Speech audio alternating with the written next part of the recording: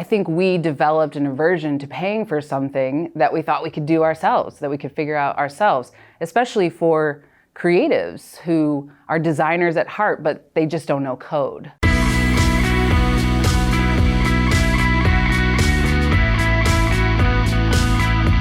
Welcome to Velocitize Talks. I'm Andy North, and I'm joined today by Caron Cooper, CEO and founder of CannaSiteCo. Yes. Thank you for being here, Caron. Thanks for having me. Tell us a little bit about CannaSiteCo and the unique value proposition you bring to the market. Sure. Like cannabis, it's not often that a new industry is created. And so businesses that touch the plant, like growers, processors, retailers, have had to jump through a lot of expensive hoops just to open their doors for business. And many of them do not have a large marketing budget, if at all. And if they don't have a website and if no one has heard of them, then they have no credibility in the market. And we believe that you shouldn't have to pay $10,000 or wait 6 months to launch your website to have a presence. CannaSiteCo offers 2 price points so that startups and entrepreneurs can compete with an attractive website, as well as offering more complex functionality for businesses who need their website to work harder for them. We don't require you to host it with us. We don't require you to pay monthly maintenance fees. You own your website, so you can do with it what you will. We teach our customers how to maintain and update their website, which is really popular for budget-conscious clients, as well as clients that are tech-savvy and familiar with WordPress. We perform an initial optimization of all of our websites so that they can communicate with search engines and compete for organic traffic. And we don't limit things like page count or the number of products or the number of forms. CannaSiteCo believes in the experience. We build attractive, modern, compelling, and mobile-friendly websites. And our team is fast. We're transparent about our pricing. There are no surprises. And we are really responsive to our clients throughout. Talk a little bit about the industry here in Seattle and in Washington in general, the cannabis industry. And we were talking a little bit earlier that it's a maturing industry, but it's still somewhat competitive, particularly for young entrepreneurs. Yeah, it's a mature market, and we don't have vertical integration. So to compete, you have to have good branding, because if you're growing a product, extracting, creating, you have to get your product in the stores, and it's a competitive place to be. Are you seeing a lot of young companies or entrepreneurs that really want to sort of make a name for themselves in the cannabis industry, and they come to you as clients, and you provide everything from turnkey solutions to just sort of, I assume, advising on how to get your business up and running, particularly online. Talk a little bit about some of the challenges they face and how you're helping them with solutions.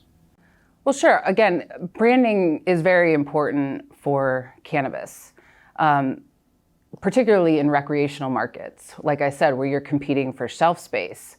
Once consumers become comfortable walking into a dispensary and purchasing a cannabis product, or have the ability to be discerning, then branding becomes absolutely essential to stand out among the crowd. Yeah. How has digital and creative marketing evolved, and how do you see it? Where do you see it going in the future? Sure. You should have seen the first website I ever built, which was written in HTML in Dreamweaver, but it was clean and professional. But back then, you had to hire an expensive expert to design your website or run a digital campaign. Then came open source and the DIY craze, and Facebook ads, and online education became a thing. And I think we developed an aversion to paying for something that we thought we could do ourselves, that we could figure out ourselves, especially for creatives who are designers at heart, but they just don't know code. That paved the way for drag and drop builders, for apps that create social media graphics, for apps that allow you to edit your own videos on your smartphone, and now we have an abundance of online courses that you can buy to learn anything. Today, you can be a web producer, a marketer, a photographer, anything that you can learn online. I personally am looking at strategic partnerships to grow our offerings and network. I think boutique, smaller agencies with a lot of personalization and exceptional customer service are going to compete with the big boys. And I personally am a fan and have been a champion of remote workforces for a long time. I think we need to let people work where they want to work, where they can be comfortable and productive. And who really likes commuting? Yeah. One of the buzzwords today is purpose-driven marketing. You're seeing a lot of brands infuse their values in with their marketing. Do you think it's important that brands do that and take a stand, or should they more stay on the sidelines with their values? Sure. Well, I think it depends on the brand and its product or service, but purpose-driven marketing is certainly a way to stand out from the crowd. Purpose-driven brands have the ability to engage with their customers and more opportunities to engage with them. They create greater brand loyalty, and they give their customers something to feel good about when they're spending their money. For small businesses and in the cannabis industry, I think purpose-driven marketing is essential. We have worked with 3 farms here in Washington that are growing without pesticides. And they are using the sun and natural aquifers to create a clean and essentially organic product instead of adding stress to our power grids and depleting strained resources. And I think that's a compelling story. The cannabis industry is by far a fairly unique industry in and of itself. How do you infuse those brands' values and brand voice into their websites and into their digital marketing? Well, with our website specifically, we are trying to convey that we love what we do and we can speak our clients' language, and here's proof that we mean business. But when it comes to our clients, I think we have a mixture of some that come to us already with a detailed branding guide and a prepared content and an existing voice that we help them bring to life online. And with other clients that want to involve us in the branding process, we get to know them really well during the sales and onboarding process. We love to brainstorm with them throughout the project and ultimately surprise them with a website that's truly authentic to them. Where do you see digital marketing going over the next few years, and that relationship between website design and the need to have a ton of good information out there and build your brand?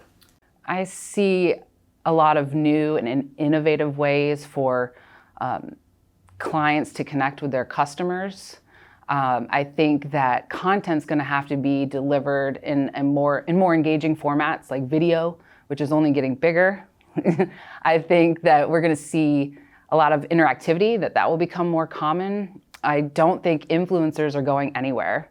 And I think experiential marketing will be just as important for B2Bs as it is for B2Cs.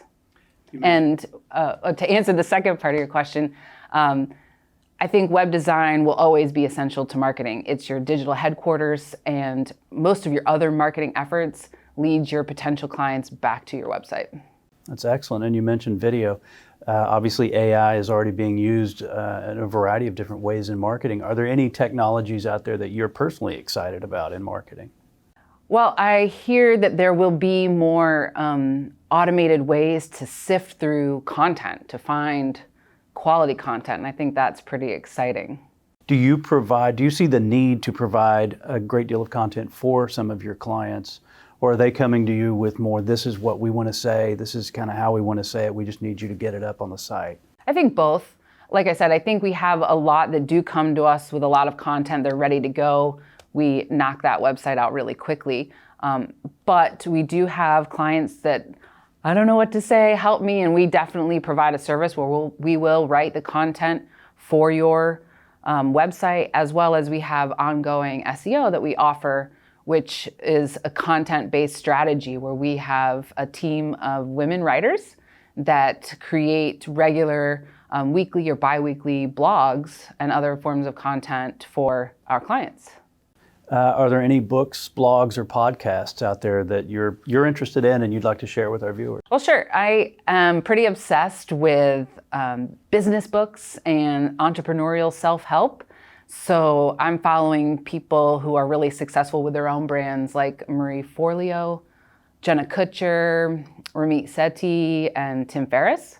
As for books, on my nightstand right now, I have The 22 Immutable Laws of Marketing, which is a thin book, but it's a great read to visit often, as well as The E-Myth, which was given to me as part of a course that I purchased.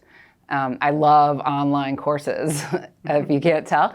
And to decompress, I like the Beatles channel. So I'm always listening to the Beatles. They never get old. And I recently downloaded